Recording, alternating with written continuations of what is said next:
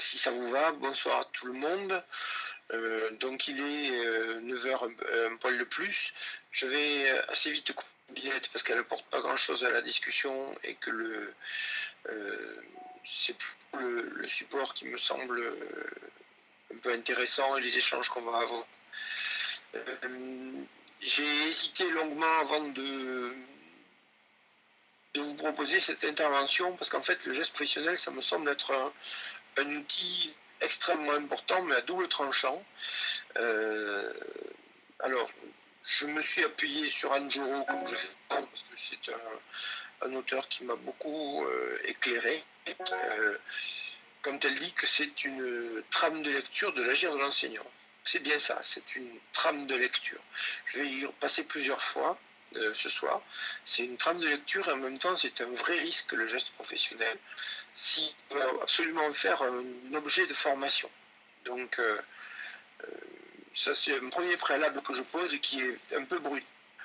Mais je vous propose donc d'aborder le geste professionnel comme support de lecture et de ce que c'est l'enseignant, et dans un deuxième temps support de réflexion, et c'est beaucoup plus problématique quand on aborde la question de la formation.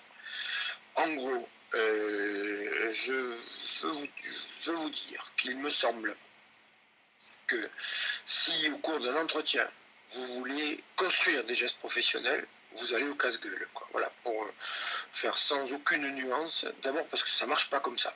Donc je propose qu'on rentre un peu dans ce que peut être le geste professionnel de l'enseignant. Donc je coupe ma webcam. Je vais vous demander, s'il vous plaît, si vous pouvez m'indiquer avec un petit pouce levé à côté de vos noms, m'indiquer si le petit pouce il apparaît dans My Mood, qui est dans le bandeau du haut. Indiquez-moi avec un pouce si vous m'entendez convenablement, si on peut bosser. Voilà, bon, apparemment il y a des pouces un peu partout. Il m'en manque encore quelques-uns. Peut-être qu'il y a des gens qui sont encore en train de coucher les petits. Dans le bandeau du haut, donc... non, ça va. Bon, on va considérer qu'il y a du son qui passe là, correctement. Donc si vous voulez bien le pouce c'est tout à fait dans le bandeau du haut, dans là où était ma binette là, c'est en haut à droite, ça s'appelle My Mood. Si vous passez la souris dessus, il va vous proposer I'm fine, raise hand, yes et no. Donc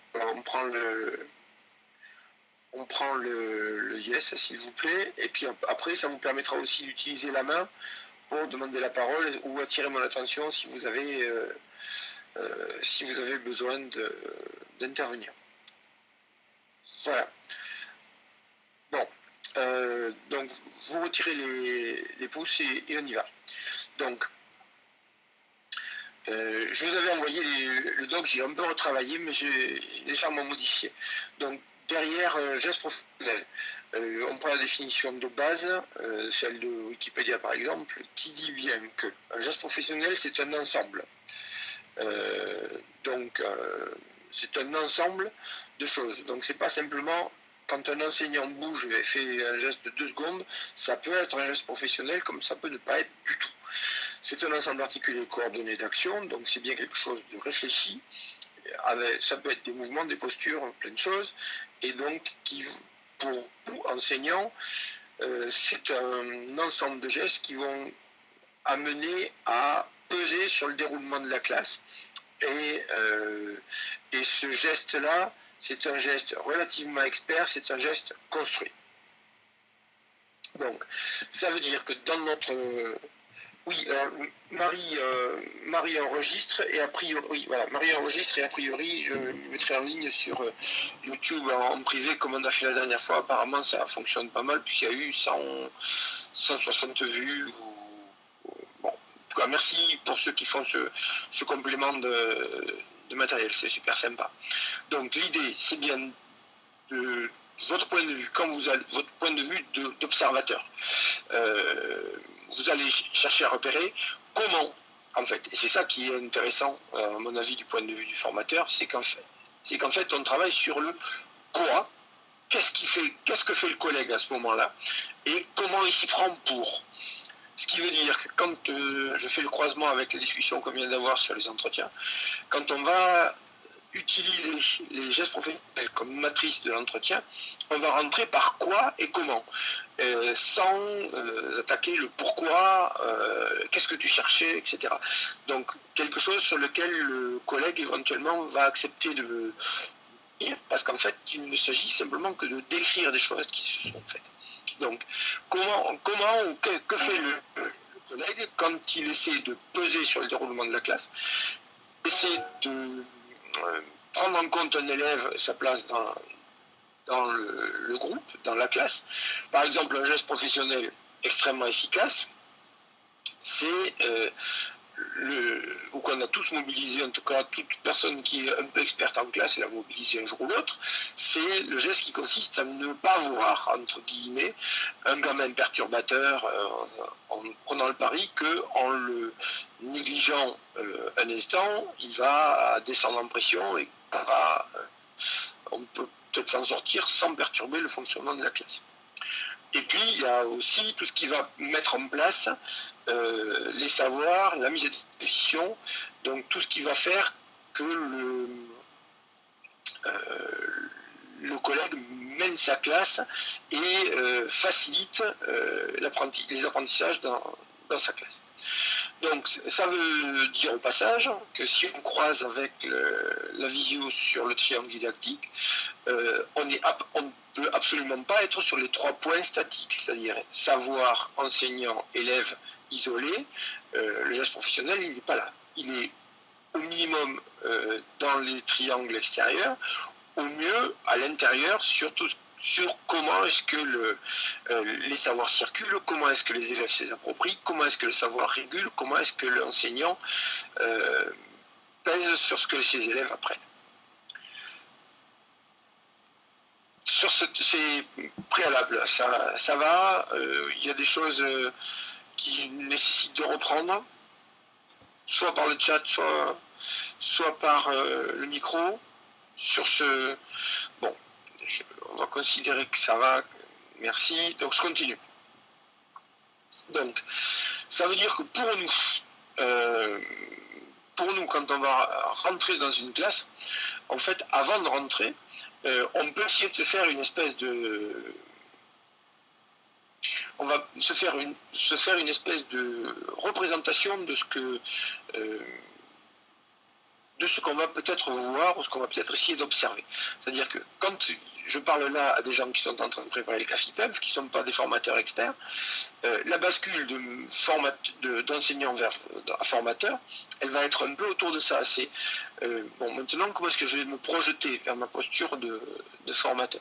Donc en fait, est-ce que vous, par rapport à vos pratiques de classe, est-ce que vous êtes capable de vous dire, voilà, pour moi, dans ma classe, des temps forts, des moments où ça se joue, des moments où il y a un vrai enjeu dans ma classe, c'est par exemple, j'en ai fait un premier listing, l'accueil des élèves, comment est-ce que mes camarades rentrent dans la classe, comment est-ce que je les installe, comment est-ce qu'on se met au comment donc les consignes passent pas, est-ce que je répète, est-ce que je répète pas, est-ce que je fais répéter, est-ce que je fais reformuler, ce qui est tout à fait autre chose, est-ce que je propose 4 ou 5 formulations de ma consigne, est-ce qu'elle est à l'écrit, est-ce qu'elle n'y est pas, s'il y a du conflit, qu'est-ce que j'en fais, comment je distribue la parole, enfin, cette espèce de listing là, c'est une manière aussi d'avoir une grille d'observation quand vous allez aller en classe. Pour l'instant, j'ai bien vu ce que Dominique a posé sur la question de l'atmosphère de l'entretien, mais pour l'instant, on est bien sur avant, c'est-à-dire je ne suis pas encore entré dans la classe, je n'ai pas encore mes automatismes de formateur.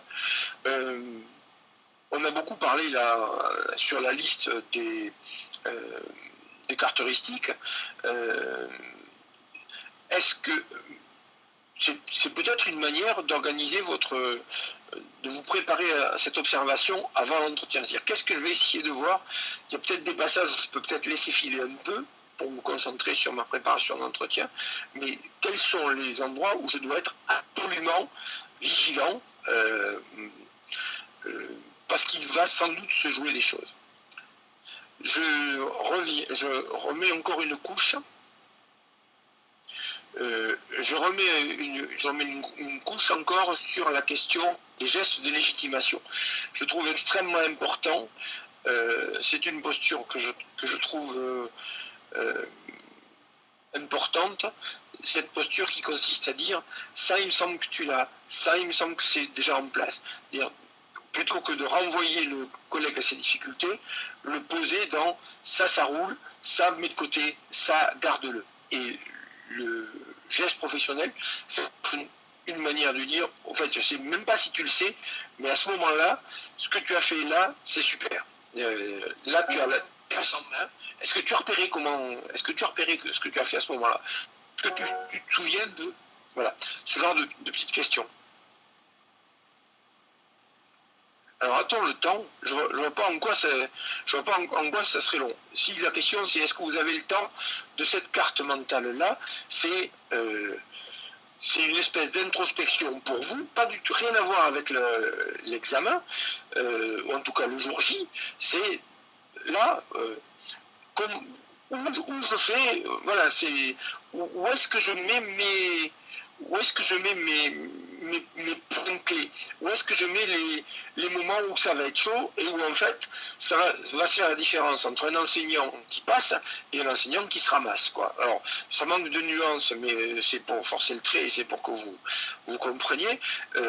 Au passage, j'ai mis délibérément côte à côte la question de la mise en commun et l'institutionnalisation, qui me semblent être deux éléments complètement, mais vraiment complètement différents, et souvent confondus par les jeunes collègues, et qui ne mobilisent pas du tout les mêmes outils. Je continue. Si vous ne m'arrêtez pas, j'avance un peu. Donc, ça veut dire qu'en fait, on va regarder ce qui se passe dans la classe, et si vous m'avez suivi depuis le début, ou si on partage la même approche des choses, on est sans doute d'accord pour dire qu'une classe c'est un système, donc c'est une analyse systémique qu'il faut faire. Si j'isole tous les paramètres, ça ne fonctionne pas, je ne rends pas compte de ce qui se passe dans la classe. Donc Edgar Morin propose une manière de travailler sur les systèmes. Il dit voilà, pour percevoir un système, il faut distinguer les éléments, c'est-à-dire repérer ce qui le constitue et ne pas les isoler des autres, c'est-à-dire distinguer mais ne pas disjoindre. Donc, où mettez-vous vos priorités? Donc, vers où vous allez pointer votre regard? Et là, on commence à s'approcher de ce que disait, je crois que c'est Dominique qui disait tout à l'heure, sur la question des priorités.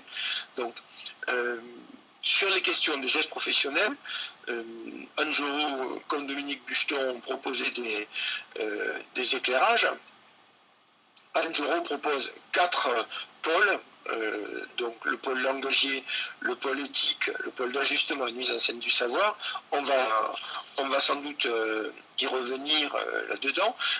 Dominique Buston, elle, parle plutôt de pilotage des tâches, par la question de l'atmosphère, de ce qu'elle appelle le tissage, c'est-à-dire tous ces gestes qui vont permettre que la mayonnaise prenne, que les fils se croisent, s'entremêlent et que les choses se tiennent, et puis tout ce qui relève de l'étayage.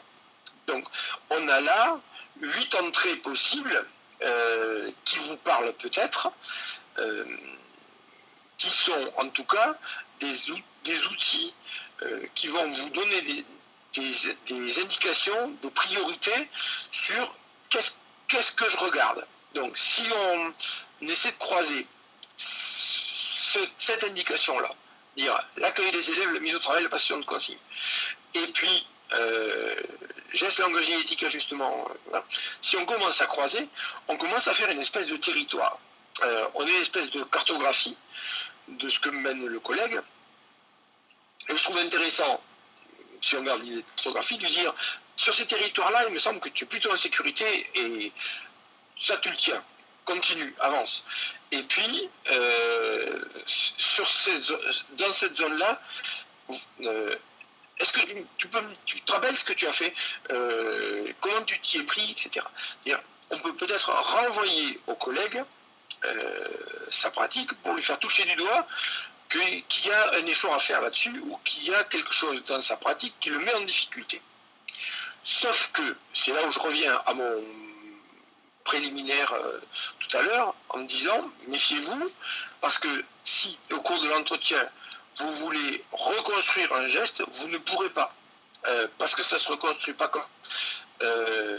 Donc, c'est bien quelque chose pour vous, pour repérer ce qui va, ce qui ne va pas, pour essayer de faire percevoir aux collègues ce qui va, ce qui ne va pas, et ce sur quoi il peut bouger à peu de frais, c'est-à-dire quels sont les points sur lesquels il pourrait basculer, en disant qu'il y a peut-être que là, il y a quelque chose qui pourrait te permettre d'avancer.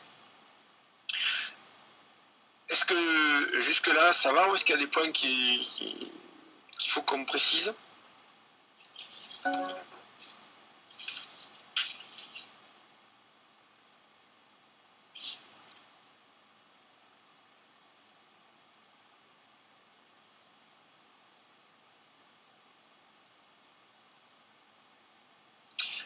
Alors, sur la question de la reconstruction du geste, pourquoi pas, je vous dirai tout à l'heure. On va y venir. Sur la question du tissage, par exemple, c'est un terme que Dominique Buston explique, mais c'est cette idée de... on va passer une première fois, on pose des fils, on va passer une deuxième fois, on va présenter autrement, en espérant que ça croise un peu. Voilà, le tissage, c'est de manière simple, c'est ce que dit Dominique, c'est mettre du sens pour les élèves, c'est-à-dire comment est-ce qu'on va aider les gamins à croiser les infos, à faire que en fait les choses se tiennent. Cette idée-là, autour de l'atmosphère, c'est tout ce qui va permettre aux gamins de travailler relativement sereinement, comment est-ce qu'on régule la mise au boulot, comment est-ce qu'on régule les tensions avec les élèves, comment est-ce qu'on détend, etc. Comment est-ce qu'on détend ou au contraire on mobilise. Par exemple, est-ce que le jeune collègue avec qui on travaille a bien 3 voix, ce qui me semble être le minimum, c'est-à-dire la voix dans laquelle il va pouvoir communiquer en étant compris par ses élèves tranquillement, sans fatigue, etc. Est-ce qu'elle va avoir une voix qui va lui permettre de couper de mettre un point final à quelque chose qui est en train de monter et donc les élèves vont vite comprendre que la maîtresse ou le maître souhaite qu'on s'arrête là. Et puis est-ce qu'il y a la petite voix qui va permettre de travailler en complicité, dans la proximité, sans déranger les autres, etc. Donc par exemple, est-ce que cette gestion des 3 voix, voilà un geste professionnel que l'adaptation des 3 voix, parce que, pardon, est-ce que ces gestes-là, une fois qu'on a repéré où ils sont, est-ce qu'ils sont cohérents avec là où je suis dans la classe ? C'est-à-dire si je suis au fond de la classe et que je parle avec une toute petite voix, ben je me mets en difficulté parce que les gamins de devant ne m'entendent pas. Sauf si je suis à la table du fond en train de travailler avec des gamins sur un petit groupe, ça peut être intéressant au contraire de travailler avec une voix très douce pour ne pas gêner les autres, ou parler très bas, ou parler sur le souffle. Est-ce que aussi les gestes que l'on a sont cohérents avec le corps parlant de l'enseignant? C'est encore une citation d'Anjoro, mais est-ce que la manière dont je me tiens, par exemple, dans la classe, dit la même chose que en fait, est-ce que le canal corporel que j'utilise correspond à ce que je dis dans la voix et ce que je dis dans mes mots. Je vous propose, si ça... j'en passe une encore. Voilà. Donc du coup, en fait, ce qui m'intéresse là-dedans, c'est bien de vous aider à préparer vos horizons d'attente. C'est-à-dire, je vais essayer de ne pas louper ça dans l'observation. Je vais essayer d'être un peu plus vigilant là. À vous de mettre le là, ça, voilà. Et en même temps, c'est une manière aussi d'attendre. Alors ça, c'est le deuxième point, et plus pendant la séance, c'est comment est-ce que vous voyez venir quelque chose, vous vous dites que vous faisiez la classe, à ce moment-là, par exemple, vous essayez de calmer le jeu, ou bien vous essayez de reposer le cadre de travail, ou bien vous reposeriez la consigne, ou bien vous récupériez le travail de tel gamin que vous avez repéré. Et donc, une manière d'être un peu vigilant, c'est de dire, bon, ben, lui, comment est-ce qu'elle va s'y prendre pour faire ça? Et comment donc elle va avoir, non pas un geste impulsif, qu'on pourrait au passage lui signaler comme étant peut-être une erreur ou un écart de conduite, mais comment est-ce que, en tant que professionnel, elle va essayer de réagir avec un geste construit, adapté ou pas adapté. Donc, sur ça, ça va ?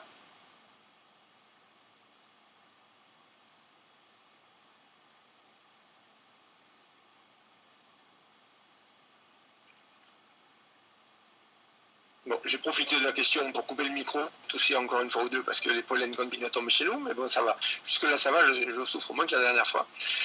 Si ça vous va, je vous propose, alors je sais qu'il y en a qui l'ont déjà regardé parce que j'ai vu que sur mon YouTube, il y avait déjà une petite dizaine de vues, donc il y a des gens qui sont allés le voir, mais ça me pose aucun problème.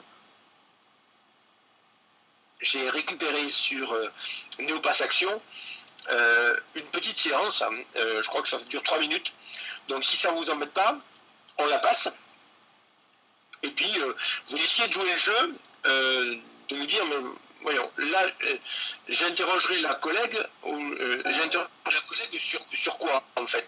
Je l'amènerai à réfléchir sur quoi, dans sa pratique, ou bien je demanderai de me décrire quoi. Donc, on y va. Donc, je vous partage une vidéo, j'espère que ça va fonctionner. Alors, c'est à vous maintenant de m'expliquer ce que vous avez fait. Alors, je la mets en pause. Quelqu'un me dit si vous la voyez.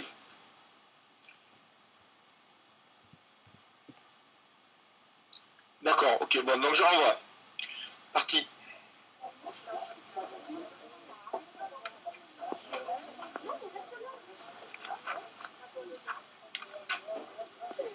Est-ce que je peux avoir votre attention pour travailler? Antoine, tu ranges ce dessin tout de suite. Alors, on a beaucoup de papier, de feuilles au tableau. Je crois que vous avez fait à peu près la même chose. Alors, on va en parler après, on en enlèvera, on gardera un de chaque seulement. Camélia, c'est celui-là le tien, tu étais avec Elora.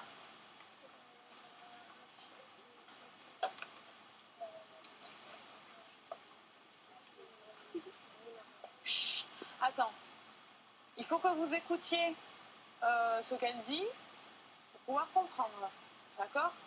Donc, vous avez rajouté des préfixes pour faire, votre consigne c'était trouver le contraire des mots que vous aviez, votre liste de mots, d'accord?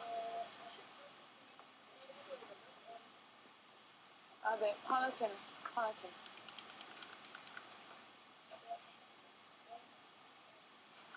Et donc, à chaque fois, vous avez mis IM ou IN. C'est ça que tu dis pour former le contraire des mots. Donc, tu nous en lis quelques-uns pour qu'on le voit dans des exemples. Donc, vous aviez père. Qu'est-ce que ça veut dire père? Sarah? Voilà. Les nombres pairs. 2, 4, 6, 8. C'est ceux qui peuvent être divisés par 2. Et impair.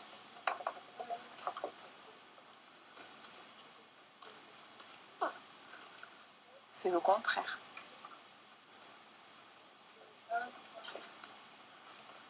Alors, le mot suivant, c'était patient et vous avez fait impatient.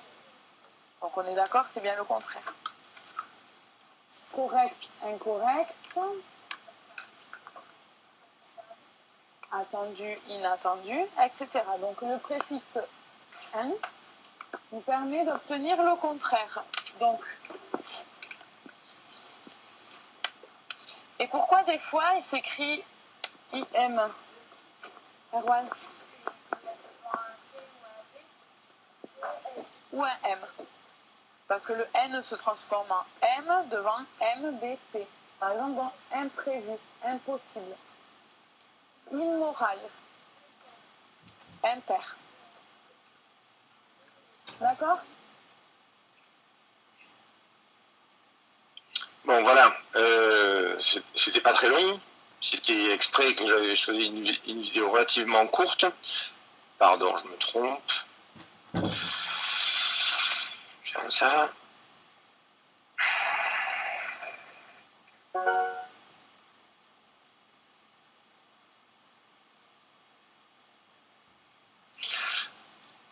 Alors, revenons un peu sur ce que vous avez dit.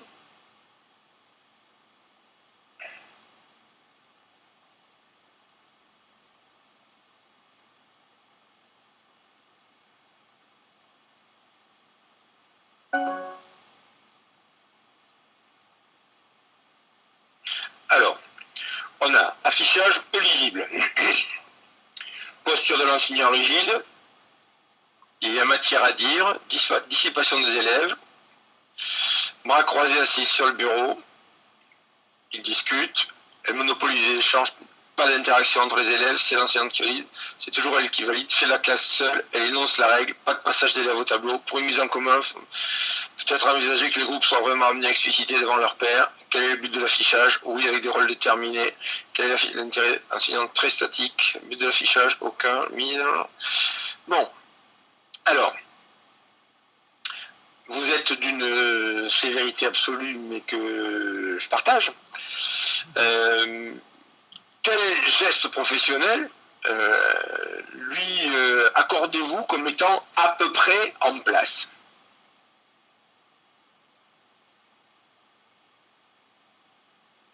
Vous passez par le chat ou en décochant votre micro comme vous voulez.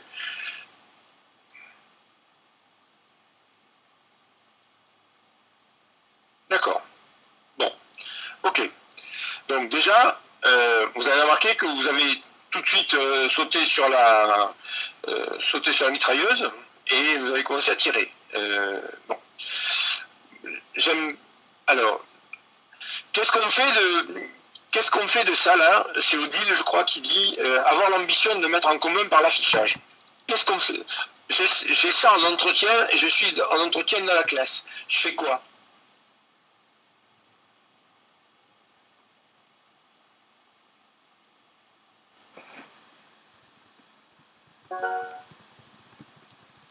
Je vous laisse la réponse. Comment les rendre plus... Alors, il y a la question de la lisibilité. C'est-à-dire, par exemple, on est au fond de la classe, on peut lui dire, en fait, lis tu veux, il y a un geste professionnel que tu as essayé de mettre en œuvre, qui est d'afficher les choses pour partager au tableau, mais bon, qu'est-ce que tu en attends?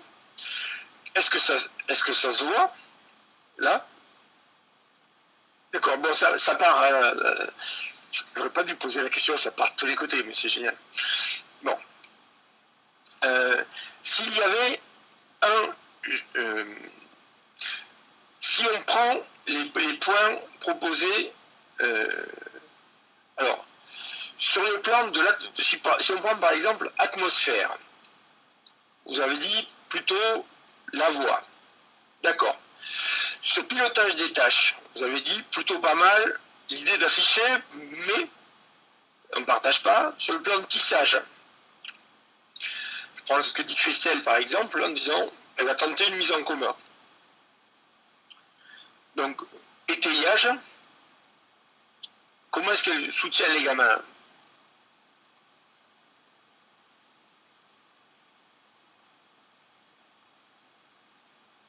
Oui, donc en fait, on n'est pas dans un étayage puisqu'elle donne la réponse. En fait, on est exactement à l'opposé. Est-ce qu'il y a un geste professionnel, particulier, qui pèse beaucoup sur la classe, qui pourrait être décrit, analysé avec elle, échangé rapidement? À mon avis, on n'est pas sur étayage, hein, on est faire à la place. Hein, bon.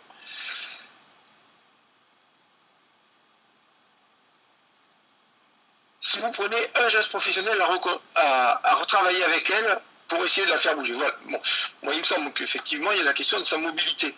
Parce que si vous avez encore dans l'œil, je veux bien vous repasser. Voilà. Alors, voilà, on s'arrête là. À mon avis, à partir du petit bonhomme un peu rond là, en blanc, plus personne ne croise son regard. Les élèves qui sont à gauche là ne sont jamais dans la classe. Assise un peu à la machine, il y a bien un problème de je veux impliquer les. On a bien un geste qui est important, qui est la question de la gestion du regard. Donc, moi je ne suis pas sur l'attitude de dilettante. Hein. C'est un point que je ne mets pas en avant. Pardon, excusez-moi, je prends la main, je ne vais pas répondre là, 2 secondes à vos réponses. Je vous propose une piste de travail, ou en tout cas une manière de faire. J'aurais tendance moi, à demander à la collègue où elle est quand elle travaille. Donc, il semble que la réponse sera assise, installée comment, bras croisés. Où regarde-t-elle? Et sans doute qu'il va apparaître qu'il y a 5, 6, 7 gamins qu'elle ne voit jamais dans le regard. Et cette idée du regard, moi ça me paraît être un geste professionnel important, parce que si je ne suis dans la classe, à un moment, soit une tâche très prenante qui va me mobiliser, soit parce que je suis dans le regard de l'enseignant qui me maintient en lien avec la classe. Donc il n'y a ni l'un ni l'autre. C'est-à-dire que ce n'est pas l'activité en elle-même qui va tenir les gamins au plan scolaire, et ce n'est pas l'attitude de l'enseignant, et en particulier le regard de l'enseignant, qui va les amener. Et inversement, si je veux travailler en petit groupe, par exemple, si je veux travailler avec les gamins qui sont à gauche, je vais sans doute avancer dans le couloir et me tourner vers ces enfants-là. Donc il y a bien la question de la présence, la question du regard, c'est pas simplement une question de dilettante ou pas dilettante, c'est que c'est un outil qui va lui permettre de s'impliquer là-dedans. Bon, on a trouvé tout à l'heure la question de comment je fais monter le niveau de connaissance dans la classe. Ben, jamais. À quoi servent les affichages? Là, visiblement, on a quelqu'un qui a retenu un geste, on écume, qui est on fait écrire les gamins sur des feuilles, on les met au tableau, on affiche, on met en commun, et donc on est sur une pédagogie active. Mais sur ça, moi j'aurais tendance à vraiment lui proposer de travailler sur le fond, quoi. Là, sur le fond. Qu'est-ce qu'on cherche, comment ça marche, où on va. Alors je ne sais pas, les gens qui les avaient travaillés dans d'autres cadres, vous auriez envie de rajouter quoi? Ça m'embête que personne n'ose prendre le micro, ça on gagnerait du temps.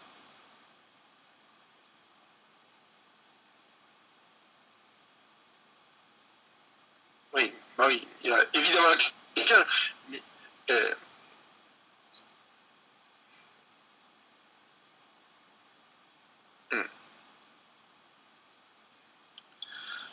donc on a bien ici un des problèmes. On est confronté en fait à ce que je disais tout à l'heure sur la question des gestes qui sont très difficiles à construire. Qu'en fait, il est très probable que dans l'esprit de la jeune collègue, elle a bien fait son boulot parce qu'elle a affiché au tableau, quoi. Et que afficher au tableau, c'est un geste pour l'instant qu'elle n'a pas pensé. Donc, à mon avis, si elle sait, est-ce qu'elle sait ce qu'elle veut mettre en commun? Est-ce qu'elle sait ce qu'elle veut institutionnaliser? Visiblement, le seul truc, c'est qu'on est bien un IN et IM, et puis de toute façon, elle est pour l'instant dans la reproduction de formes sans avoir compris ce qui se passe. Et on a aussi, un truc très flagrant, quand elle dit, par exemple, est-ce que vous savez ce que c'est un nombre pair, que personne répond, et tout à l'heure, après, elle dit impair, et donc c'est le contraire. Bon, là-dedans, on voit bien qu'on aurait, en gros, de quoi reprendre tout, mais vraiment tout. Ce qui me paraît... pardon, j'essaie de récupérer ma... Voilà. Voilà. Donc, on voit bien là-dedans qu'on est sur la question du langagier. on lui met on peut tout à fait mettre à son crédit la question de sa voix. Éthique, c'est-à-dire le rapport au gamin et à l'apprentissage, les gars sont beaucoup par coup. Sur l'ajustement, pour l'instant, quasiment rien. Mise en scène du savoir, l'affichage, et l'affichage, à quoi sur ça, on peut peut-être essayer de la faire déplacer. Si on le prend par les entrées de Dominique Buston, sur le pilotage des tâches, on a très peu de choses, c'est exploré, c'est affiché, mais sans exploitation du tout. C'est-à-dire qu'il y aurait l'affichage ou il n'y serait pas, il serait exactement la même chose.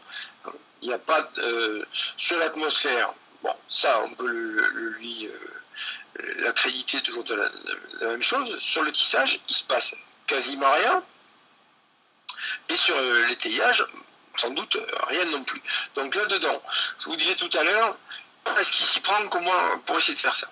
Notre arrière-plan à nous, et c'est là où, en tant que formateur, ça me semble être tout à fait intéressant, c'est que cette matrice-là, elle va être aussi une matrice de retour sur nos pratiques. C'est-à-dire, en fait, moi, comment je fais dans ces moments-là, dans ces moments clés, moi, mes affichages, je les fais comment? Qu'est-ce que j'ai comme outil? Est-ce que c'est compliqué? Ou bien est-ce que, par exemple, au lieu de travailler sur du A4, on travaille sur du A3, au lieu d'écrire au stylo, on écrit au feutre, est-ce que je lui donne ça pour que ce soit lisible? Est-ce que ça suffit?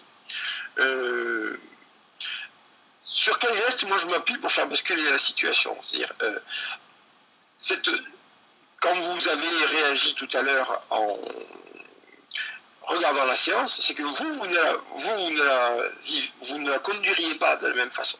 Mais par contre, ce qui est extrêmement compliqué, c'est qu'en fait, quand on a des gestes professionnels qui sont efficaces, on est tellement habitué à les avoir qu'on n'y fait même plus attention.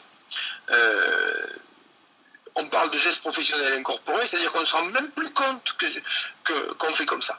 On ne fait même plus attention qu'en même temps qu'on parle avec un gamin, on va pousser quelque chose avec la main, que pendant qu'on est en train de lui parler, on va avoir un petit geste de la main qui va faire taire un gamin, ou bien avec le regard, on va demander à un gamin impatient d'attendre pour qu'il prenne la parole en lui signifiant qu'on a bien vu qu'il veut parler et que si on n'a pas ce regard-là, il va monter debout sur son bureau en disant maîtresse, maîtresse ou maître, maître, maître, je voudrais répondre, je voudrais répondre, je voudrais répondre.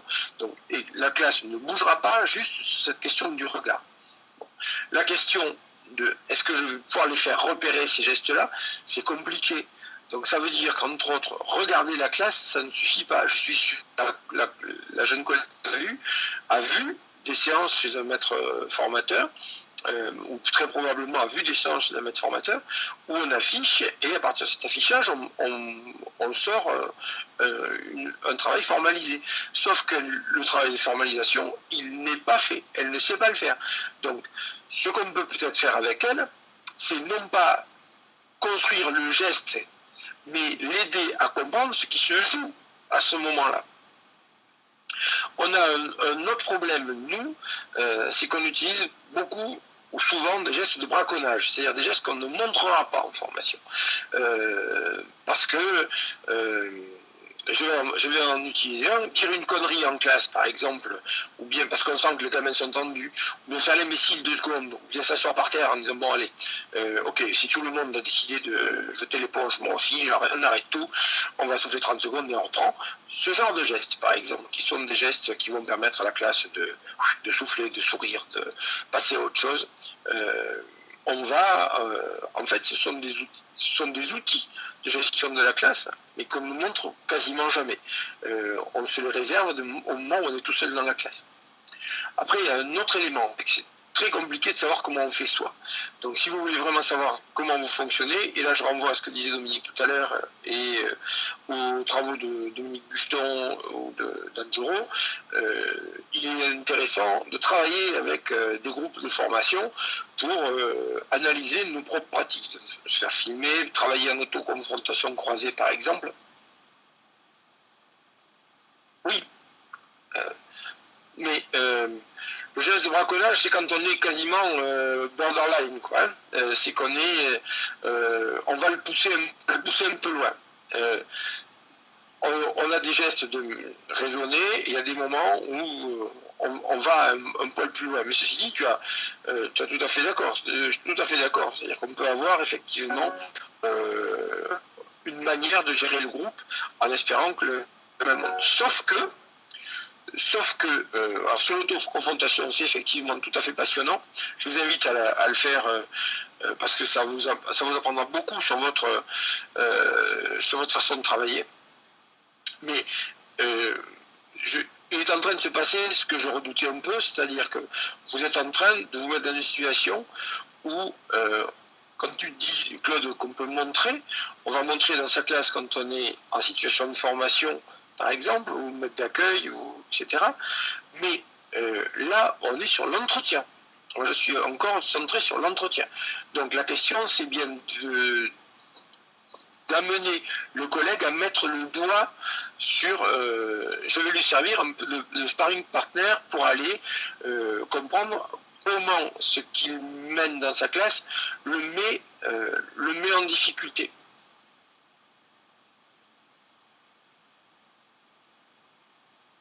Oui, ce qu'on peut faire, si on ne peut pas, à mon avis, reconstruire au cours de l'entretien des gestes professionnels, enfin, je force un peu le trait, il est parfaitement possible de déconstruire un geste professionnel, en tout cas de faire repérer comment quelque chose qui semble réfléchi met le collègue en difficulté. Et peut-être que ça, c'est... Oui. Donc, je reviens à ça. Je reviens toujours au même... voilà, forcément, la question de la PrEP revient. C'est-à-dire qu'on est bien sur la question, sur la dualité, que j'aime beaucoup et qui, à mon avis, définit notre métier. Cette définition d'ingénieur, de bricoleur, que j'ai piqué chez Lévi-Strauss. L'ingénieur étant celui qui planifie, le bricoleur étant celui qui réagit en fonction de ce qu'il vit. Donc, et il faut, nous, qu'on tienne les deux. Donc, il y a la question de la PrEP. Est-ce qu'effectivement, ce temps de mise en commun, est-ce qu'il a été pensé ou pas? S'il n'a pas été pensé, est-ce qu'on peut, justement, le penser? Si vous pensez que c'est le bon levier, si vous pensez que c'est le bon levier, c'est sur ça qu'il faut tirer. Rien ne le gêne dans sa séance, vous pouvez toujours lui renvoyer l'affichage depuis le fond de la classe, par exemple. Disant, voilà, lis-moi, est-ce que tu peux lire ce qui est écrit au tableau, s'il te plaît? Voilà. Bon. Si déjà vous sortez de la classe en disant, bon, plus jamais des affichages écrits au stylo en A4, vous aurez déjà rendu service quand même. Je ne dis pas que ça vous validera le ClassiPenf, mais ça permettra de rentrer un peu dans le boulot, ou en tout cas de reconstruire, de donner un élément qui permet de construire un geste professionnel qui fonctionne. Donc, on a bien, d'un côté, j'ai planifié, de l'autre côté, je réajuste en fonction de ce qui se passe. Les réajustements, d'ailleurs, dans la séance qu'on a vue ici, ils sont de pure forme, c'est-à-dire qu'elle ne change rien. De toute façon, elle avait prévu d'écrire 1-1, on n'en sort pas. De la même façon qu'un certain nombre de collègues ont écrit le résumé de la séance avant de la commencer, et donc on se retrouve avec des gens qui vont dans le mur, quoi. Bon. Donc, sur l'ingénieur bricoleur, j'y reviens. Donc, Lévi-Strauss parle de l'ingénieur en disant l'ingénieur, c'est celui qui planifie, c'est celui qui connaît, qui fabrique ses outils avant, qui repère ses outils avant d'aller sur le terrain. Il prend les paramètres, il réfléchit à comment il va faire, et donc il pense quelque chose en suivant un modèle théorique. Et donc là-dedans, pour nous, notre temps d'ingénierie, globalement, c'est le moment où on est en train de penser la classe. Et il définit un autre modèle anthropologique qui est le modèle du bricoleur. Le bricoleur, c'est celui qui ne sait pas exactement ce qu'il va trouver, qui a à peu près l'idée de ce qu'il va faire, mais qui se rend compte sur place qu'il n'a pas de marteau, mais qui va se débrouiller avec un caillou, qui a besoin de soulever quelque chose, qui va prendre un bâton pour faire levier, qui va réagir en fonction de ce qu'il trouve et donc il va faire quand même, qui va trouver la solution bricolo, la solution d'astuce qui va permettre de passer quand même et d'arriver là où on veut. Donc on a bien, nous, quand on parle de notre métier,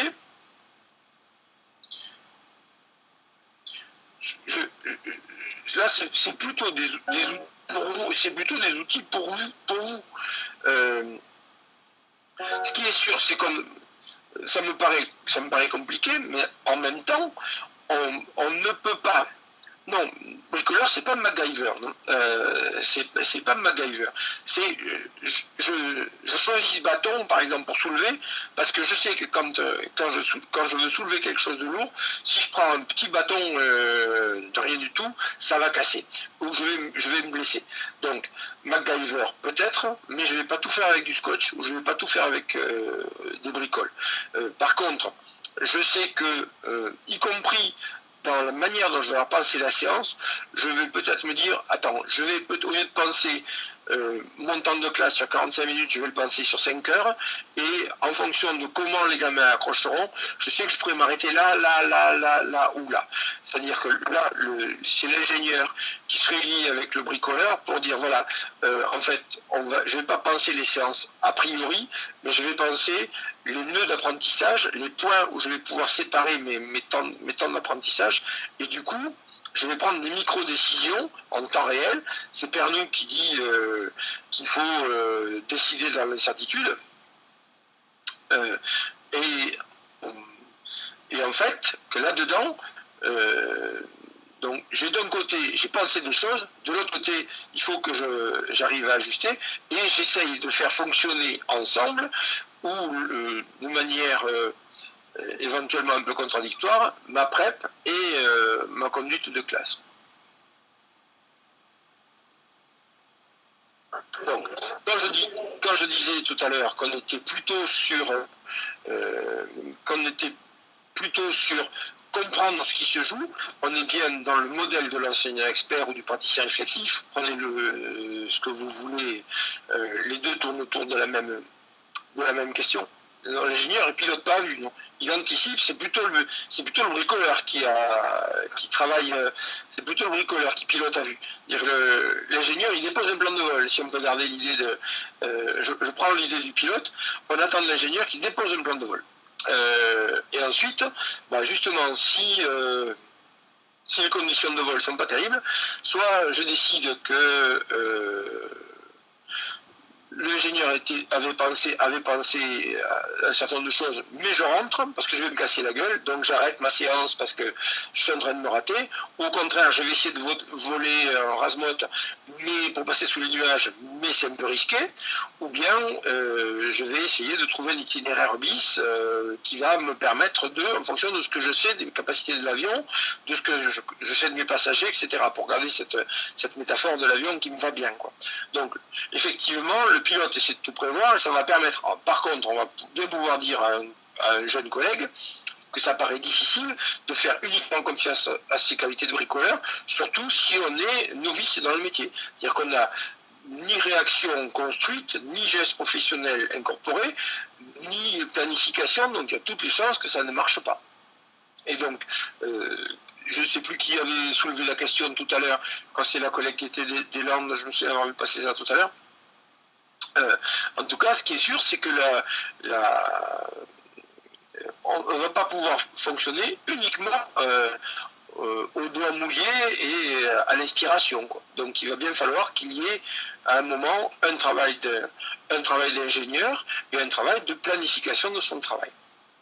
Voilà. Moi je crois qu'il faut absolument se poser la question de préparer sa séance. Et préparer sa séance, du coup, si je me suis raté sur les affichages, peut-être que la vraie question, c'est qu'est-ce qui se joue à ce moment-là, plutôt que de savoir si j'ai bien la liste de mots en 1 IN et 1 IM.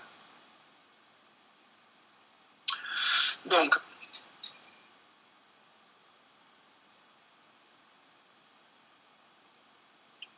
oui, mais là, je travaille avec vous.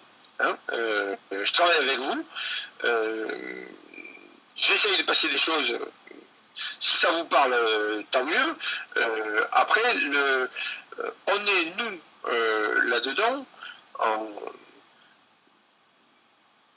j'ai un certain passé d'enseignant, j'ai une certaine expertise reconnue, mais je ne suis pas là pour te glinguer, je suis là pour t'aider à avancer. Il me semble que ce serait plus simple pour toi si tu t'appuyais sur des choses un peu anticipées, si tu te ferais moins mal. Voilà. Bon, ça, il me semble que je me sens parfaitement en mesure de le dire à un collègue. Donc, je reviens j'avance, je suis toujours dans la question pour vous, de l'entretien. Il me semble que c'est intéressant de travailler sur le geste professionnel parce qu'on est bien sur une matrice d'entretien. C'est-à-dire que au fait, tu peux reprendre le moment là où tu te souviens, tu es sur le coin du bureau, tu as les affichages, tu essaies d'obtenir de tes gamins qu'ils fassent un peu le point de ce qu'ils ont appris. Tu te rappelles, est-ce que tu peux me rappeler ce que tu leur as dit, ce que tu leur as demandé, où tu étais, quand est-ce que tu as utilisé le tableau? Enfin, à vous de lister tout ce que vous voulez. Mais là-dedans, donc vous avez listé des choses tout à l'heure. L'avantage, c'est qu'on va pouvoir pointer du factuel. Et que quand on travaille sur du factuel, c'est pas les gens. C'est pour ça que tout à l'heure, quand je disais attitude dilettante, etc., moi ça je prendrai pas. Même si je suis d'accord avec vous sur le fond. Mais je rentrerai pas dans le chou de la colère. Au fait, c'est une attitude complètement dilettante qui démobilise les gamins. Par contre, quand tu es assise là sur le tableau, sur le coin du bureau, qui tu vois? Qui tu ne vois jamais? Est-ce que ces enfants-là, est-ce que ces gamins à gauche, là, est-ce qu'ils n'ont jamais pris la parole? Ils ont pris la parole une fois. À quel moment? Tu te souviens? C'est la fois où tu t'es tourné et tu as interrogé une gamine contre le mur. Sinon, le reste du temps, ils n'ont jamais pris la parole. Donc, j'aurais tendance à mener comme ça du factuel très, très, très brut, de façon à ce qu'on puisse travailler sur quelque chose qui est très proche de l'enseignant, parce que c'est ce qu'il a mis en œuvre, mais c'est pas lui. Donc je reviens à mon histoire de décollement. Et du coup, on est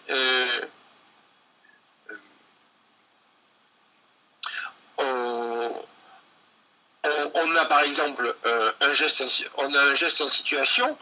Par exemple, quand tu es capable, par exemple, de demander aux gamins des réponses et en même temps de leur demander de se calmer. À ce moment-là, qu'est-ce que tu cherches? Le silence ou les réponses? Qu'est-ce que tu as obtenu? Les réponses ou le silence? Plutôt le silence.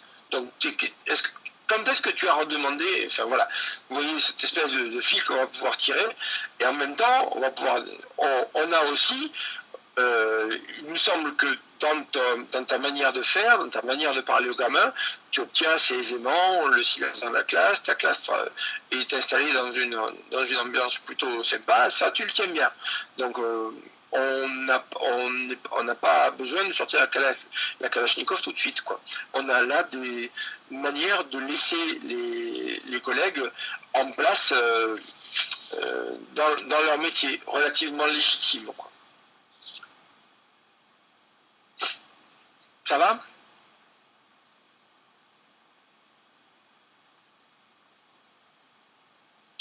Ben, ah ben on est d'accord. Pardon, on est d'accord, c'est par rapport à la phrase de Claude, disant ambiance sympa, mais élève passif, oui. Certes.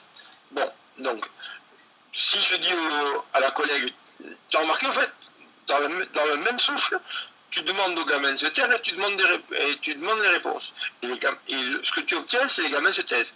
Donc, sans doute que si tu veux les mettre au travail, il faut dire pas trop long.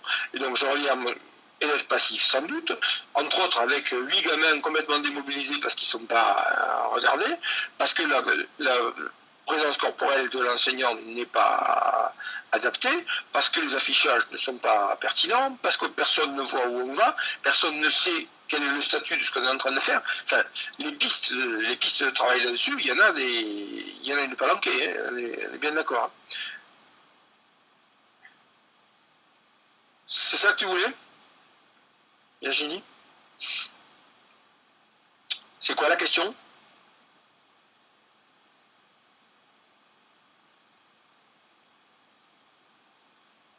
Je suppose que si on revient là-dessus, c'est qu'il y avait une question. D'accord. Mais ça, je l'ai partagé déjà, hein, donc voilà. Ok. Donc je reviens à ça. Donc il me semble bien qu'on est ici sur le geste professionnel. En tant qu'outil de formation, moi, je suis vraiment mon idée de ce soir, mon idée de planification, donc côté ingénieur. Non pas que je me considère comme ingénieur en formation, mais j'imaginais qu'en fait, euh, il fallait que je vous pointe bien que c'était pour vous un outil d'observation pour le formateur. Et c'est vraiment un point d'entrée important. Deuxième point,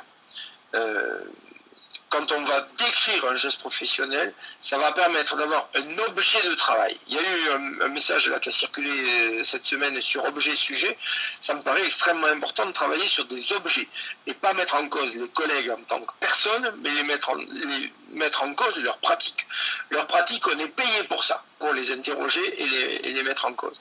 Si par exemple, on considère que les choses sont dites une fois dans la classe et qu'on considère que c'est acquis, on peut dire, par exemple, on peut aider la collègue à reprendre cette idée de tissage, lui dire, tu vois, enfin, il me semble que tous les gamins n'ont pas forcément entendu, tous les gamins n'ont pas forcément compris.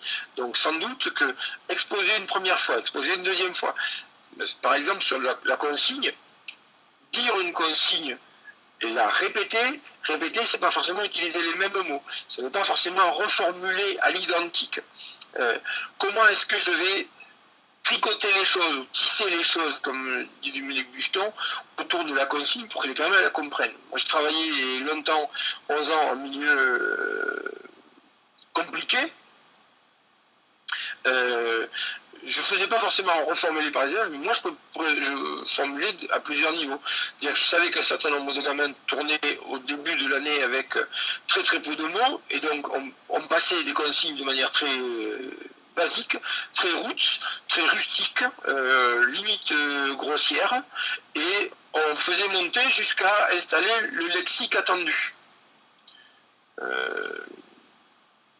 Donc, si on veut faire si on veut allumer l'ampoule, point. On peut dire, il faut allumer l'ampoule. On cherche les contacts de l'ampoule. On veut que le fil touche le culot. On voudrait que le filament chauffe et éclaire. Enfin bon, voilà. On est.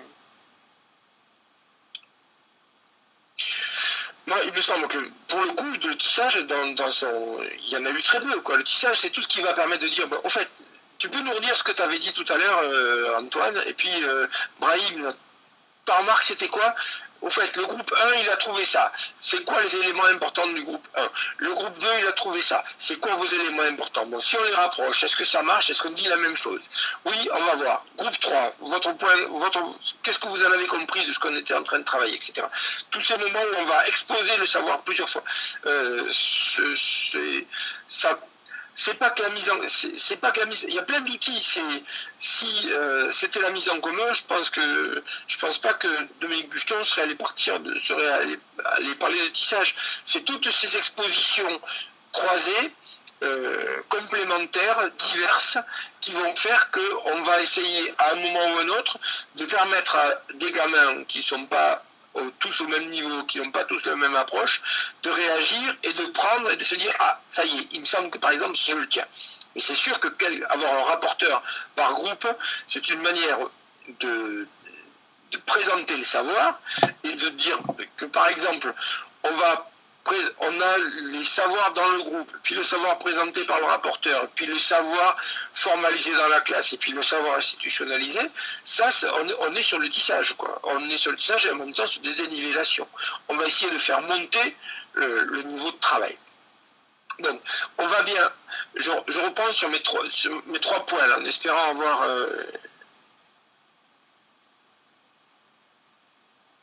Alors, sur la question du savoir, ce que je disais, c'est qu'en même temps qu'on va le tisser et qu'on va changer de structure où on travaille, sur toute question, chacun a une idée dans sa tête, puis quand on commence à échanger cette idée, elle se déplace un petit peu, elle change de forme, elle change de nature.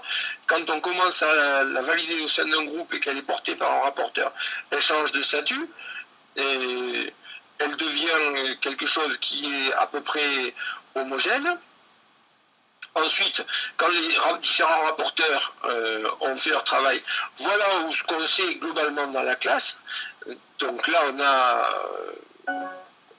on a mis en commun, on a exposé le travail, et puis on va encore d'un cran quand on va passer dans la trace écrite en installant le lexique, en installant un savoir circulant, un savoir socialisé, quoi. Voilà.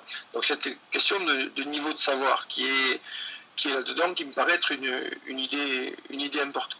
Donc je reviens sur la question du geste professionnel, outil de formation. On a bien ces trois entrées. Pour vous, s'il vous plaît, prenez-le comme ça. C'est un outil d'entrée et d'observation. Ça a l'avantage donc de permettre de fabriquer des objets sur lesquels, en tant que formateur novice, on va pouvoir travailler ensemble. J'aime beaucoup, moi, cette idée de, bon là, on est là pour essayer d'avancer ensemble, on va chercher ensemble, on va travailler. Alors là, on est effectivement dans le bricolage, et on est là, sur la confrontation entre un novice et un père expert. Et puis, ça va être aussi une manière de dire aux collègues, ça il me semble que maintenant tu l'as bien, quoi. On est bien dans la co-construction effectivement de quelque chose. Tout à l'heure, quelqu'un disait sur Néopass Action, il y en a plein. Pardon. Excusez-moi, j'ai pris 2 secondes pour le temps de tousser pour ne pas massacrer vos tympans. Je disais tout à l'heure, sur Néopass Action, il y a des vidéos qui sont en collège sur la manière dont les collègues accueillent les enfants en début d'année et quelques mois plus tard. Ça vaut vraiment le coup d'aller les voir, parce que le jour où vous passez, le collègue se fait bousculer d'emblée à l'entrée, et puis 2 mois après, avec le travail qui a été fait avec les collègues formateur ou à son travail perso, il est arrivé à installer un truc qui fait que quand il rentre, les élèves s'installent, sont prêts à bosser, et ça démarre et on gagne du temps. Donc ça, on peut lui dire, bon voilà, ça, tu le tiens bien. Tout à l'heure, on a vu 3 minutes, hein, donc vous affolez pas, c'est rare que sur 1 heure et demie de classe, on ne voit pas des choses bien. C'est un super site, c'est vraiment intéressant, allez voir. Ceci dit, moi j'ai travaillé à partir d'une autre visio de 3 minutes avec les formateurs de Néopass Action, ça s'appelle. Je pense que le Action est un arrobase, mais si vous tapez Néopass Action, vous retrouverez très vite. C'est excusez-moi si ça coupe. Voilà. Je vous disais, par exemple, j'ai utilisé en Guyane, c'est un film de 3 minutes avec les formateurs de Guyane, et au bout de 3 minutes, en fait, l'ensemble, à tous, ils avaient de quoi déglinguer la collègue sur tous les domaines, mais à juste titre. Et en même temps, chacun avait aussi de quoi l'étayer et la faire avancer. Donc c'est cette espèce d'équilibre qui va vous appartenir. Est-ce que dans ce que je vois de ce que fait le collègue ou de ce que fait la collègue, dans ce que je vois, qu'est-ce qui pourrait être mis d'emblée à son crédit, de manière à ce qu'on quitte le côté autoflagellation qu'on a évoqué tout à l'heure. Qu'est-ce que j'ai vraiment vu qui me paraît au bon moment de son parcours. Donc j'évoquais ce que Patrick Robot définit comme étant la ZP2P, c'est-à-dire la zone proximale de développement professionnel. Donc j'essaye de faire bouger là où on en est, et là où j'ai des chances d'obtenir quelque chose. Et puis j'ai aussi, parce qu'on est bien dans la perspective de l'examen et de l'entretien pour l'instant, j'ai aussi repéré ça et ça, que j'aurais éventuellement travaillé avec le collègue si j'avais eu le sentiment d'avoir un collègue plus expert en face de moi, ou bien plus avancé. Ou il me semble que si j'avais davantage de temps avec lui ou avec elle, ou si je devais l'accompagner, si j'étais son tuteur, sa tutrice, je travaillerais sur ça ça étant à vous de voir, quoi. Donc,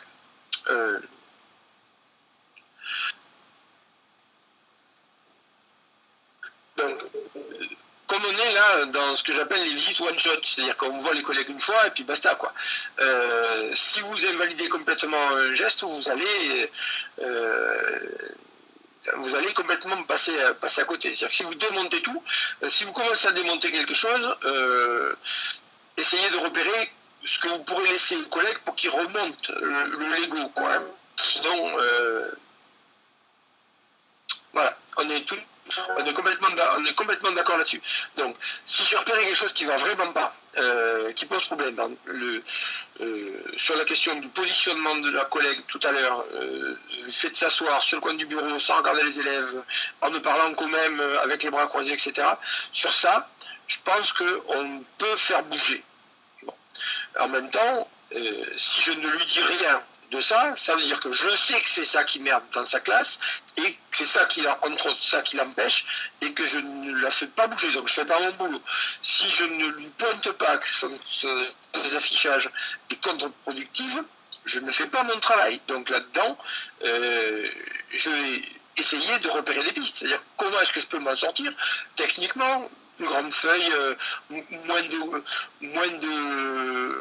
moins d'affichage en vrac, est-ce qu'il y a des affichages temporaires, est-ce qu'il y a des affichages de référence, enfin on peut travailler là-dessus. Par contre, si on veut pour construire des gestes professionnels un peu longs, ça suppose du temps et des démarches outillées, donc je en parlais tout à l'heure, on était un certain nombre à parler par exemple le nom m'échappe maintenant, des autoconfrontations croisées, voilà, ça me revient. C'est vraiment du boulot, quoi. Donc, c'est pas ce qu'on attend de vous. Là, à ce moment-là, c'est comment est-ce que ça va être un pas de plus vers la maîtrise dans après votre entretien. Donc, pour résumer. Moi, j'y vois vraiment un outil de lecture vraiment intéressant dans la situation où vous êtes et ensuite. Parce que c'est une manière d'observer la classe, pas simplement de se poser la question du contenu ou bien de l'investissement des élèves, mais bien une espèce de manière un peu systémique de se dire, je regarde ce qui se passe dans la classe et je vais essayer de voir comment l'enseignant pèse et fait basculer sa classe vers des choses qui m'intéressent ou qui sont efficaces, ou qui font que les gamins apprennent, ou bien son organisation de classe qui fait que, etc. Bon. Donc là-dedans, il y a vraiment un outil de lecture. 2, il me semble que si vous êtes, là je sors du cadre CAFIPEM, en tout cas de l'examen, si vous êtes en situation, merci, si vous êtes là-dedans, si vous êtes validé, vous êtes en stage de type pratique accompagnée, je vous invite à travailler en observation tutorée, c'est-à-dire au lieu de laisser regarder les jeunes faire la classe basiquement, je vous propose peut-être de moins montrer, mais de faire plus, repérer les gestes.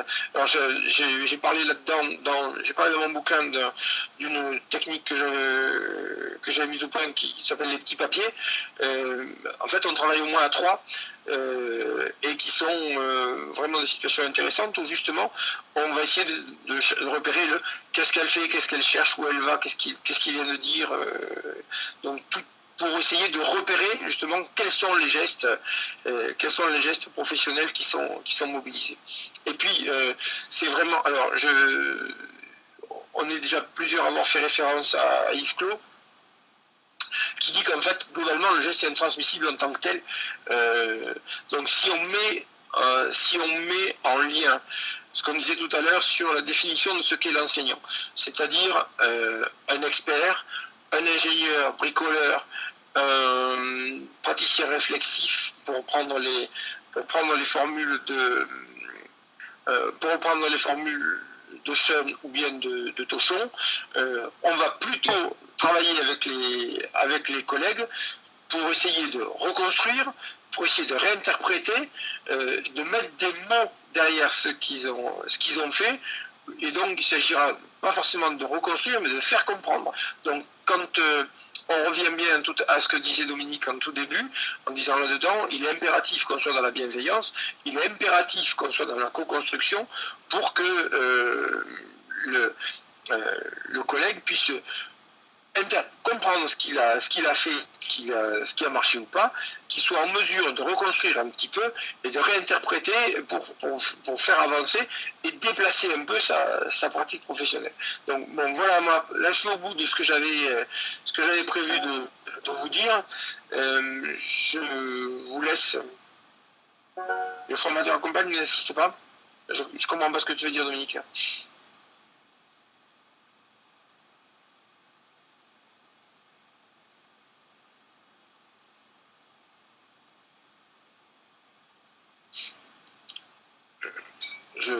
Je m'interroge sur ce que tu veux dire. Oui, oui, oui. D'accord. D'accord. Oui, oui. Donc il y a bien la question de la question c'est pas de montrer quoi. Vous pouvez toujours montrer à un collègue, comment ça marche ou comment vous gérez un affichage. Ça dira rien en tout cas ça ne réglera pas son problème quoi. Si par exemple la question des 3 voies, c'est-à-dire la reproduction identique de gestes, de toute façon, ça ne marche pas. Je sais plus, je crois que c'est Claude qui dit ça, mais j'en suis pas sûr, qui dit qu'en fait, on n'imite que ce qu'on est sur le point d'inventer. Autrement dit, si vous montrez un geste qui est compris par le collègue, c'est qu'il était prêt à le trouver. Le seul geste vous pouvez toujours montrer la question des 3 voix, c'est-à-dire qu'on peut toujours montrer ou faire entendre qu'il y a une voix normale, posée, timbrée, efficace, qui a la voix gentille, qui va permettre de travailler doucement. On va pouvoir, à condition d'être très près, etc., on va pouvoir travailler comme ça. Et puis si je dis qu'on se tait maintenant, on va se taire, quoi. Voilà. Bon, si je peux toujours faire mon petit numéro avec mes 3 voix, mais ça ne permettra pas forcément aux collègues dans la classe de les utiliser à bon escient s'il n'a pas compris à quoi ça sert. C'est-à-dire que la question... Voilà, il n'y a pas forcément de modèle préétabli. C'est bien pour ça qu'on va rendre aux collègues non pas des gestes normés, mais bien, on va analyser ce qu'il a fait dans sa classe. L'ici et le maintenant, donc c'est bien à partir de l'observation et de la séance réellement vue, avec les vrais mots de la séance et ce qui s'est vraiment passé. Alors, après il peut y avoir des modèles. On sait qu'il y a des choses qui passeront pas. Mais ça, bon, à vous de voir, quoi. En tout cas, on est bien dans. C'est pas la peine de montrer. De toute manière, c'est pas comme ça que ça se passe, quoi.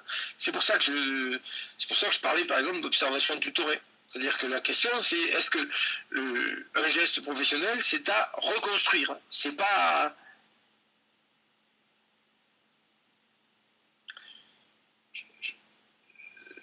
si on revient, je suppose que quand tu parles d'institutionnalisation et traces, on revient à ce qu'on disait tout à l'heure. Pour moi, des traces de travail, il faut qu'il y en ait tout le temps. Il faut qu'il y ait des traces. Je plaide, vous l'avez souvent vu, pour les écrits de travail, donc qui sont une trace de la réflexion personnelle de chaque gamin. Je plaide pour que le passage d'un travail de groupe se fasse à l'écrit, donc il y ait une nouvelle trace. Et encore une fois, à chaque fois que les traces vont s'approcher de l'institutionnalisation, elles doivent changer de niveau, quoi. Elles doivent changer de niveau de langue, de niveau conceptuel. Donc, pour moi, l'institutionnalisation, c'est surtout la mise en mots et la mise en concept sur des éléments circulants. Voilà.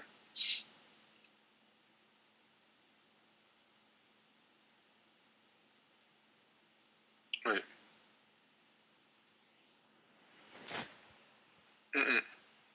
Voilà. Bon, écoutez, je sais pas si visiblement il y a un certain nombre de gens qui vont se coucher, ce que je comprends, ou bien qui vont aller travailler parce qu'il y a classe. Non, il y a pas, demain c'est mercredi, donc tout le peut-être pas trop classe, ça dépend. Enfin bon, peu importe, il y a des gens qui nous quittent, moi ça me dérange pas. Si vous avez besoin qu'on avance encore sur d'autres éléments, moi je veux bien. Ça me pose aucun problème. Je ne sais pas si c'est suffisamment clair ce que j'ai pu donner ou pas.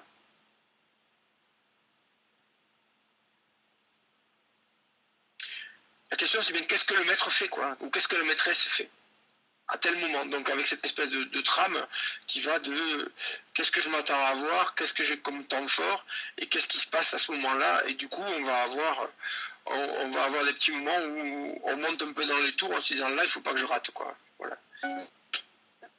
Et puis il faut que je sois en mesure de décrire. Plus on va décrire, moins on va juger, quoi.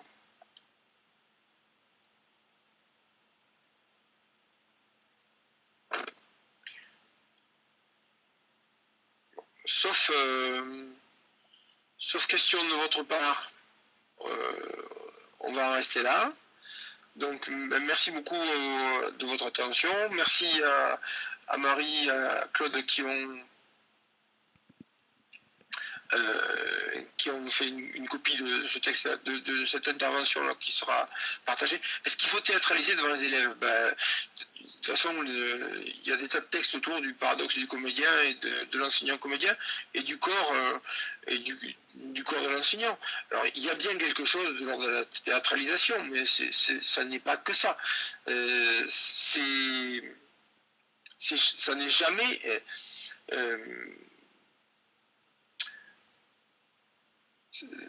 enfin, on ne va pas trancher les choses en une fois. C'est-à-dire, oui, à un moment, il faut faire le spectacle, y compris jusqu'à aller à des gestes de braconnage dont je parlais tout à l'heure. Mais il y a des moments aussi où il va falloir un peu se mettre en retrait pour laisser les gamins travailler, quoi. Bon. Alors, sur comment observer à un niveau multiple. Par exemple, sur les gestes professionnels, je continue à dire que c'est une excellente entrée qui va permettre d'expliquer à un certain nombre de collègues au passage pourquoi, en tout cas comment dans leur classe ils se mettent en difficulté. Et si vous me permettez, je vous raconte une petite anecdote. On a accompagné une collègue qui revenait dans le métier après 20 ans d'absence et qui s'embêtait. On l'a amené voir une classe de CPCE1 avec un maître assez expérimenté, mais persuadé qu'il faisait qui faisait une classe plan-plan, quoi. Voilà. Bon.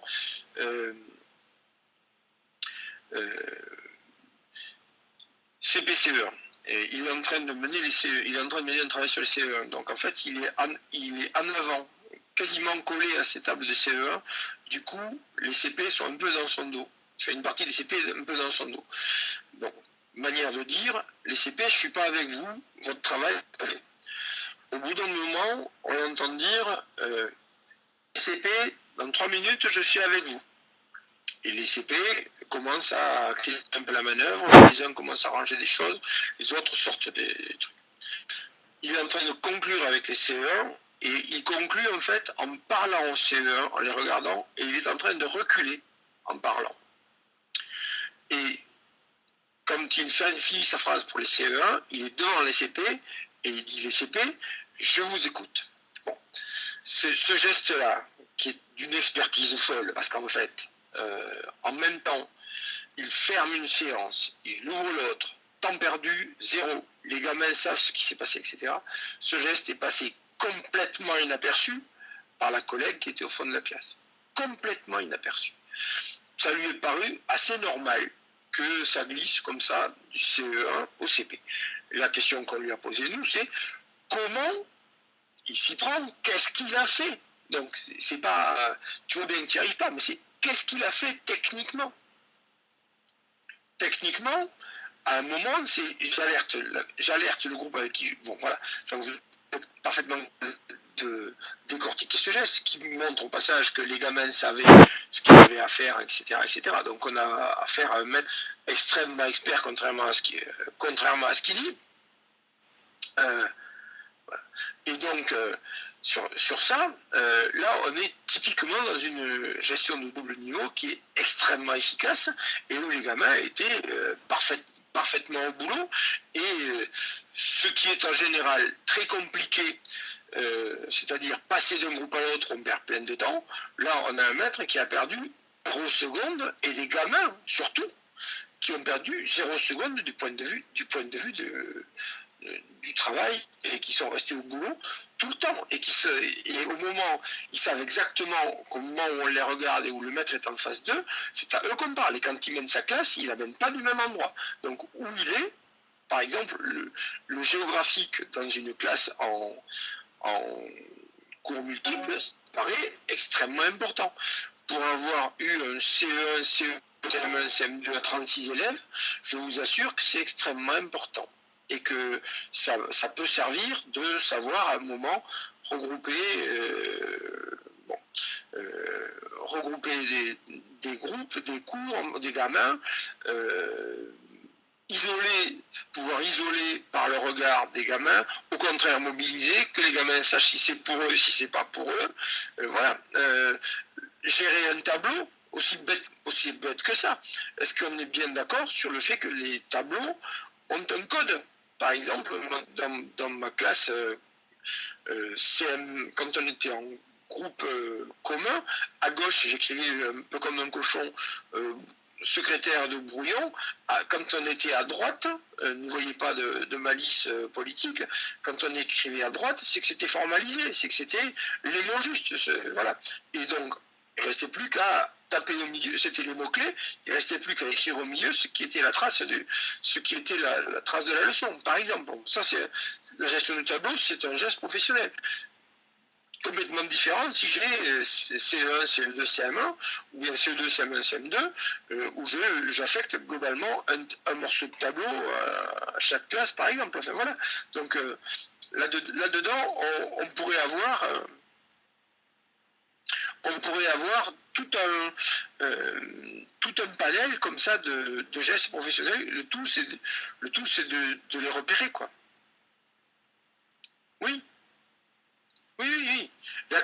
Donc, sur la question, je réponds oui là, au message d'Alex, sur la question des mimiques, etc. C'est bien aussi ce qui me pose problème, c'est que quand on n'offre pas son visage aux gens avec qui on travaille en dehors, dans le cadre d'une classe en particulier, c'est extrêmement compliqué. Et à l'inverse, si je coupais la vidéo tout à l'heure, c'était pour d'abord parce que je sais que ce qui vous intéresse, vous, éventuellement, c'est le message et que vous n'êtes pas un public tout à fait standard. Et deux, que si je laisse ma binette, on aura de toute façon une question de fiabilité du canal. Par contre, quand je suis en entretien avec quelqu'un, il y a tout intérêt à ce que je regarde, ne serait-ce que pour lui signifier qu'on est dans ce canal et que je de l'intérêt, quoi. Voilà.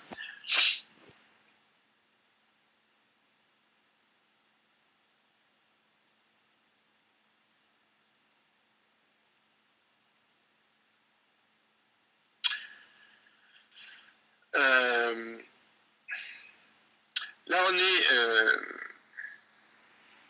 alors, vous êtes là en train de faire référence à vos pratiques à vous. Donc, méfiez-vous, parce que je trouve ça extrêmement intéressant. C'est forcément par rapport à ça qu'on travaille. N'empêche qu'à l'entretien, la question n'est pas de chercher, alors je ne sais pas si Dominique Carigny est encore là ou pas, mais la question n'est pas de chercher la conformité avec vos pratiques à vous.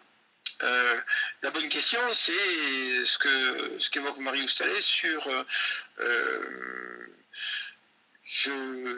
moi j'avais repéré un truc, mais bon, je les aurais bien amenés là, mais c'était pas prioritaire. Voilà. Donc la question c'est bien, est-ce qu'il va faire comme moi ou pas, mais est-ce que son geste professionnel est identifiable et produit un effet? Si oui, je valide. Oui, mais là, on est en train de faire une boucle par rapport au début de l'entretien, au début de la visio de tout à l'heure, quand Dominique disait on va pas prendre tout de manière exhaustive, mais on va prendre 2 ou 3 points clés. C'est ça. Vous êtes comptable par rapport au jury, et le mot jury apparaît au moment où je suis en train de le dire, de vos choix. Vous pouvez considérer que ce sont ces points-là qui sont la priorité. Si vraiment il y a un décalage absolu avec le jury, vous risquez d'être en difficulté, mais en même temps, il y a dans votre panel de points à observer les 4-5 points vers lesquels vous iriez. Vous avez fait le choix de prendre les points 2 et 3 parce que c'est ce qui vous semblait susceptible d'une évolution dans le cadre d'une évolution professionnelle dans le cadre où vous êtes. Voilà. On est complètement d'accord. Enfin, Dominique l'écrit plus posément que je ne le dis. C'est un des avantages de l'écrit, par le passage par l'écrit.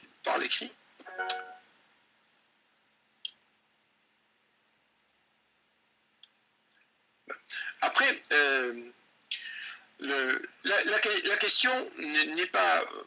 Enfin, le jury ne va pas chercher la conformité absolue entre ce que vous avez fait et ce qu'il attendait. Si par contre, il y a une erreur manifeste, récurrente, dans disons en gros la prise en compte des élèves, pour la jeune collègue qu'on a vue tout à l'heure, si vous êtes complètement passé à côté, vous n'avez pas vu ça, il est probable quand même que le jury vous en tienne grief, quoi. Voilà. Mais 2-3 points sur lesquels vous allez essayer d'engager l'entretien, et puis 2 points en réserve en disant ben voilà, si j'avais plus de temps, ou bien si ça n'avait pas mordu, ou bien j'aurais peut-être pu essayer d'aller farfouiller ça avec le collègue si j'avais davantage de temps, ou s'il n'était partant. Voilà. Par rapport à ce que j'en ai vu aujourd'hui, quitte à réajuster si je travaillais à plus long terme avec lui. C'est bon ?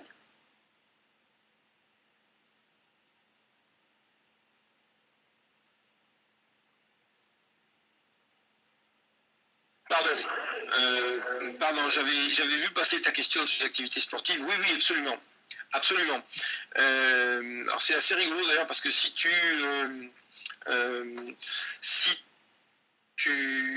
regardes, si tu tapes, alors attends, si tu tapes geste professionnel et style, je pense, un des premiers ou deuxième document qui sort sur mon ami Google, c'est justement un mémoire d'un formateur sur les pratiques des enseignants novices en EPS. Donc oui, il me semble que oui, parce que si on revient là, attends. Si on revient ici, sur la carte mentale, toi tu l'as bien, même si elle est même centrée sur les activités de PS. Sur les questions de l'accueil, du déplacement, sur la mise au travail, etc. Tu as bien une représentation de ce qui se passe. Tu sais bien en gros comment on se rate ou bien comment ça marche là-dessus. Si on prend le point suivant, sur le côté langagier, comment est-ce que le collègue ou la collègue parle, fait parler, met des mots en référence, est-ce qu'on écrit, est-ce qu'on dit, est-ce qu'on commente, etc. Éthique, quelle place il est fait au gamin est-ce qu'on chambre le gamin maladroit? Est-ce qu'on fonctionne systématiquement par élimination du plus faible? Est-ce que, bon voilà, mise en scène du savoir, est-ce que on va le présenter comme étant quelque chose d'attractif, sympa, ou au contraire quelque chose sur lequel on a quelque chose à gagner, ou au contraire on va en ajustement, est-ce qu'on va faire réfléchir aux gamins aux activités qui sont proposées, enfin etc. Sur le pilotage des tâches, est-ce qu'on va par exemple demander aux gamins d'intérioriser un certain nombre de trucs, est-ce qu'on va à la fois laisser un peu de jeu sur la question de l'atmosphère et garder du calme? Est-ce qu'on va faire récapituler les gamins sur ce qu'on a appris? Est-ce qu'on va retrouver un geste, par exemple? Est-ce qu'on va repartir sur un pas de danse qui a déjà été posé? Est-ce qu'une fois qu'on a ce pas de danse, est-ce qu'on va le croiser? Est-ce que, par exemple, est-ce qu'on va fonctionner en backward learning? Est-ce qu'on va fonctionner par la fin du geste et puis remonter vers l'arrière? Ou bien si on couple ça avec une chanson, par exemple, est-ce qu'il y a une chanson qui va venir soutenir l'apprentissage de danse? Enfin, voilà, il me semble que si on prend ça, on va tirer des fils qui fonctionnent. Et donc,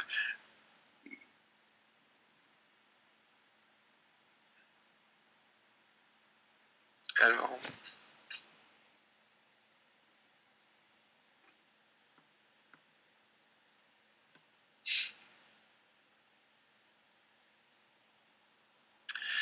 je garde un peu le silence là par rapport à la remarque de Sébastien.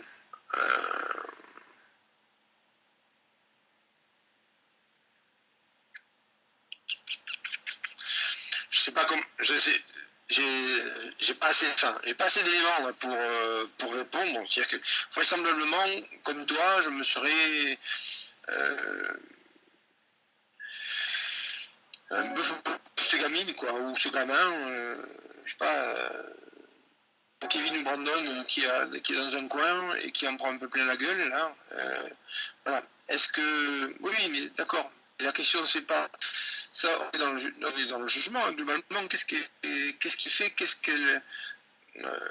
on pourrait peut-être faire remarquer qu'elle en parle souvent, etc. Est-ce que c'est l'urgence?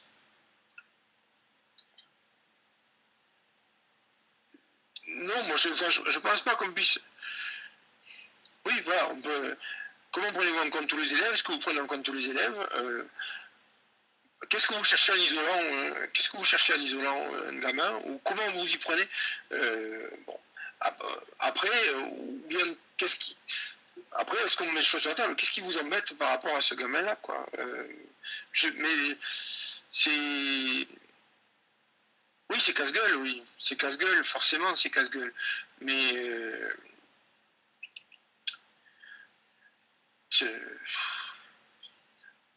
il y a à la fois plein de questions et plein de réponses. Et puis il y a un outil qui manque. Il y a un outil qui manque radicalement, quoi. Hein.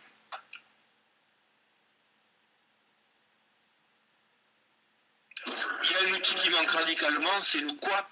C'est qu'est-ce qui s'est passé réellement, quels mots ont été utilisés, à quel moment, et puis qu'est-ce que le gamin rend de son travail. Enfin voilà, il faut vraiment qu'on travaille par rapport à une situation, à une manière de réalité de la situation, quoi. Oui, oui. Tu vois bien dans les réponses qui te sont proposées qu'il y a un panel de positionnement, quoi.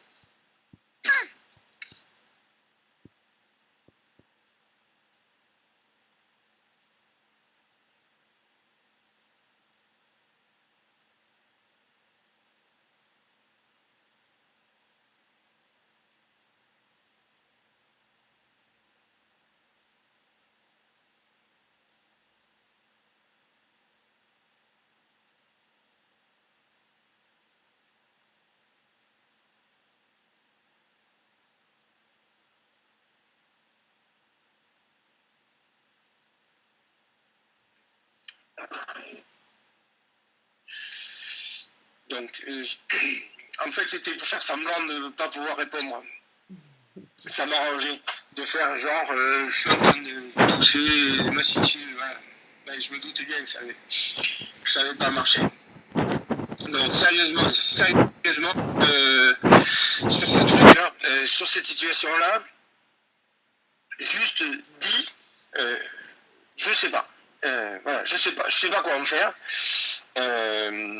Les pistes qui ont été proposées me vont, c'est-à-dire que du point de vue de l'ingénieur, en se disant qu'est-ce que je mets dans ma boîte à outils de principe, tout ça, tout ce que vous avez dit, c'est-à-dire étayage, prise en compte, isoler, analyser le pourquoi avec le collègue, etc.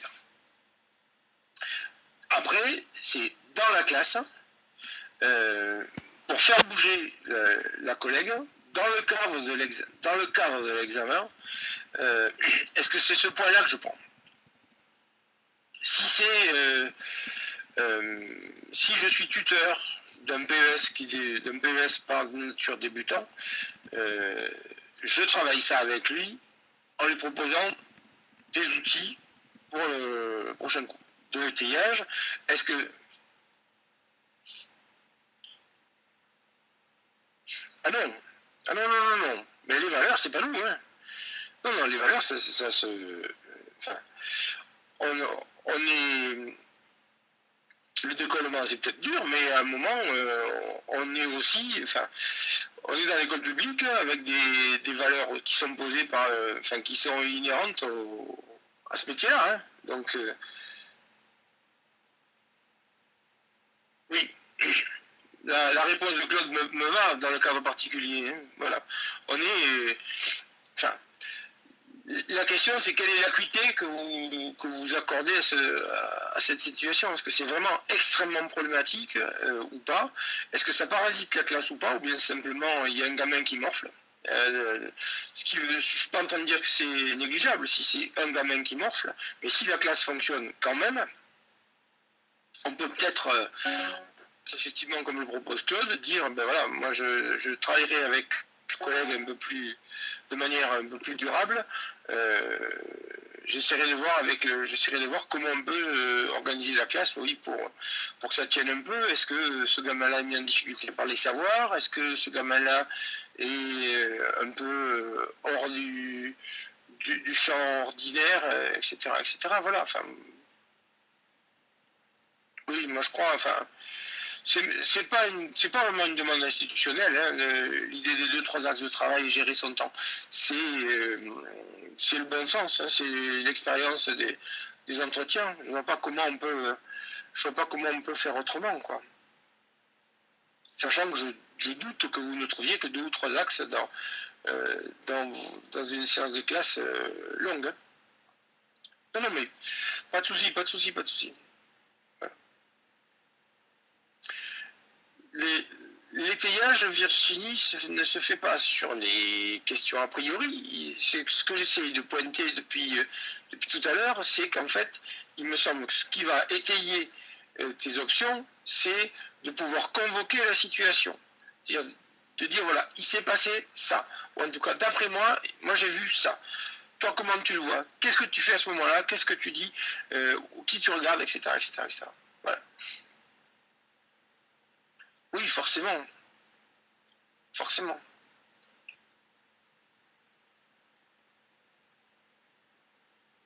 Oui. Moi, je bataillerai je bataillerai sur la question du factuel, quoi. Oui. Oui. Mais le problème, c'est qu'à un entretien, on n'est pas tout seul, quoi. Donc, la manière dont le collègue va prendre vos questions, ça va peser lourd sur l'entretien, forcément. Bon, les bonnes, je rappelle que les questions les plus emmerdantes, c'est pourquoi. Parce que forcément, pourquoi, c'est en face du pourquoi, c'est merde. S'il m'a demandé ça, c'est que je me suis planté, quoi. C'est que j'ai pas fait ce qu'il faut. La question, c'est si vous rentrez par quoi, comment, à quel moment, quel mot tu dis pour, etc. On met des choses sur la table, quoi. Et c'est des choses qui sont manipulables. Je reviens à cette idée d'objet, vraiment. De façon à pas trop mettre le collègue en difficulté. Si vous avez la possibilité de faire des entretiens d'entraînement, faites-le. Hein, voilà. Oui. Donc ça suppose d'écouter. Et donc là encore, il y a un mot un peu clé, me semble-t-il, c'était le mot d'horizon d'attente, quoi. C'est-à-dire, vous savez, j'espère que vous avez, vous, l'idée, c'est donc d'avoir un horizon d'attente de l'observation. Voilà un peu les moments, les temps forts sur lesquels il faut que je sois très vigilant.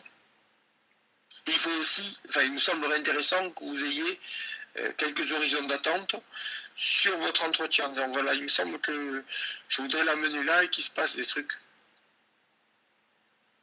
à tel ou tel, enfin, je voudrais arriver à faire bouger autour de telle ou telle question.